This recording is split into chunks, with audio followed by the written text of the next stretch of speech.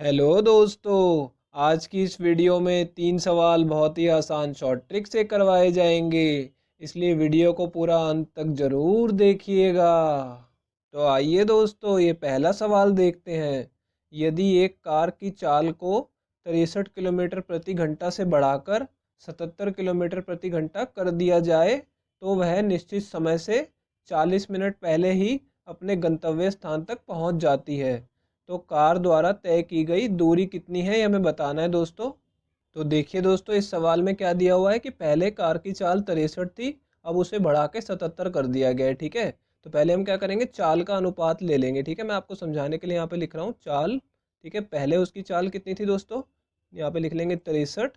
ठीक है, और अब बढ़ाने के बाद अब कितनी हो गई है, 77। ठीक है, तो हमें इसे अनुपात में ले लेना है दोस्तों। ठीक है, अब अनुपात में लेके इसे काटेंगे आप, तो इसे 7 से काटेंगे तो यहाँ पे 9 आ जाएगा और अनुपात में 11 आ जाएगा। ठीक है दोस्तों, तो ये हमारा चाल का अनुपात हो गया। ठीक है, अब देखिए क्वेश्चन में क्या बोल रहा है, वह निश्चित समय से 40 मिनट पहले ही अपने गंतव्य तक पहुंच जाती है। ठीक है, तो हमें समय की बात की जा रही है, तो हम क्या करेंगे, यहाँ पे समय का भी अनुपात निकाल लेंगे। देखिए उसके लिए क्या ट्रिक लगेगी दोस्तों, ये जो चाल का अनुपात है ना, इसको उल्टा कर लेना है। ठीक है, तो उल्टा करेंगे तो क्या होगा, 9:11 का उल्टा 11:9 आ जाएगा। ठीक है दोस्तों, ये हमारा समय का अनुपात होगा कि पहले उसे 11 यूनिट का समय लग रहा था, तो अब उसे 9 यूनिट का समय लग रहा है। दोस्तों पहले से कम समय लग रहा है।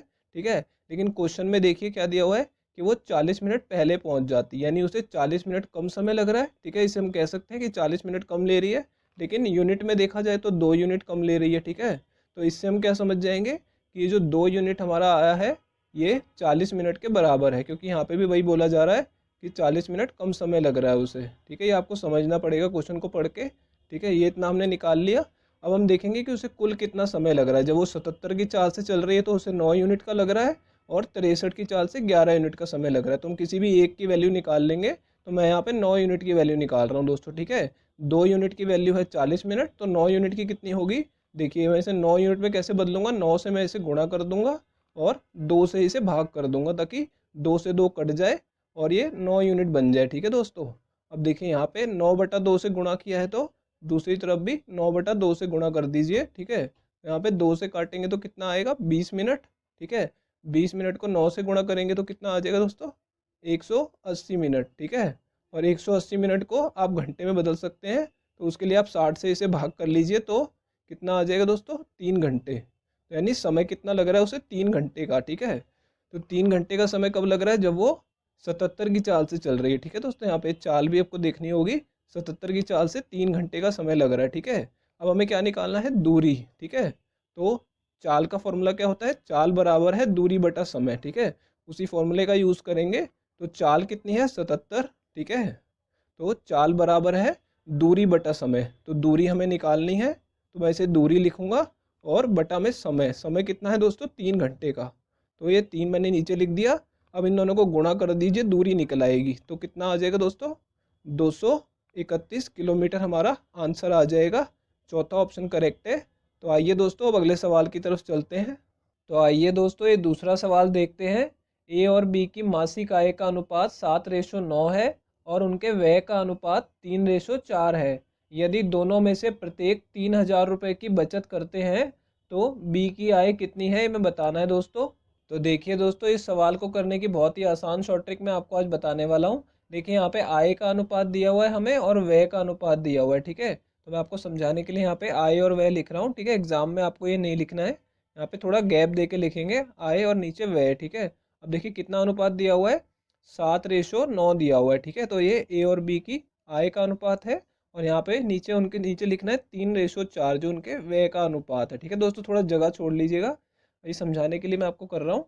देखिए अब यहाँ पे दोनों का अंतर देखना दोस्तों, यहाँ पे ये ध्यान रखना है आपको, दोनों का अंतर कितना होगा, यहाँ पे 2 होगा। ठीक है, और यहाँ पे जब अंतर देखेंगे तो कितना है दोस्तों, 1 है। ये दोनों अंतर आपको बराबर करने हैं दोस्तों। ठीक है, अगर ये अलग अलग आ जाता है तो देखिए, अब इसे मैं 2 से गुणा कर दूंगा बराबर करने के लिए, ताकि ये भी 2 हो जाए और ये भी 2 हो जाए। तो ये जो 2 है ये इन दोनों से गुणा होगा, तो यहाँ पे क्या होगा, 2 का गुणा 3 में करेंगे तो 6 आ जाएगा। ठीक है, और 2 का गुणा 4 में करेंगे तो 8 आ जाएगा। ठीक है, तो हमें ये वाला अनुपात नहीं लेना, व्यय का हमारा वास्तविक अनुपात ये वाला है। ठीक है दोस्तों, जो हमें लेना है। अब देखिए, आय में से जब व्यय को घटाते हैं तो बचत आ जाती है। तो देखिए यहाँ पे ए की आय कितनी है, 7, और व्यय कितना है, खर्च यानी 6 है। तो घटाएंगे तो कितना आ जाएगा, 1 यूनिट आ जाएगा दोस्तों, ठीक है। और यहाँ पे देखिए बी का भी हम घटा के देखेंगे तो ये भी 1 ही आएगा, 9 में से 8 को घटाएंगे तो 1 आएगा, ठीक है। तो दोनों की बचत कितनी होगी दोस्तों, 1 यूनिट, बराबर बचत है दोनों की। लेकिन यहाँ पे क्या दिया हुआ है कि दोनों में से प्रत्येक 3,000 रुपये की बचत करता है, ठीक है। यानी ये 1 यूनिट जो है वो 3,000 रुपये के बराबर है। इससे हमें समझ आ जाना चाहिए, ठीक है, कि 1 यूनिट किसके बराबर है, 3,000 रुपये के, ठीक है दोस्तों। यहाँ तक आपको इस ट्रिक से निकाल लेना है। उसके बाद जो भी क्वेश्चन में पूछा जाए, बी की आय पूछ रहा है, ठीक है दोस्तों, तो देखिए आय के सामने देखेंगे कि बी की आय कितनी है, 9 यूनिट, ठीक है। 1 यूनिट की वैल्यू हमें पता लग गई है।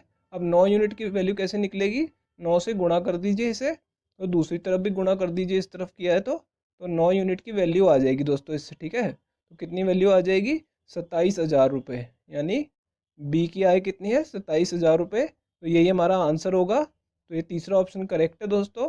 आइए दोस्तों अब अगले सवाल की तरफ चलते हैं।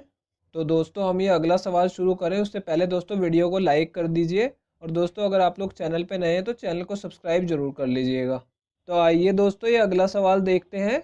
एक बाल्टी में 32 लीटर दूध है, यदि उसमें से 8 लीटर दूध निकाल कर उतना ही पानी मिलाया जाए और इस प्रक्रिया को 2 बार और किया जाए तो मिश्रण में कितना दूध शेष बचेगा, ये हमें बताना है दोस्तों।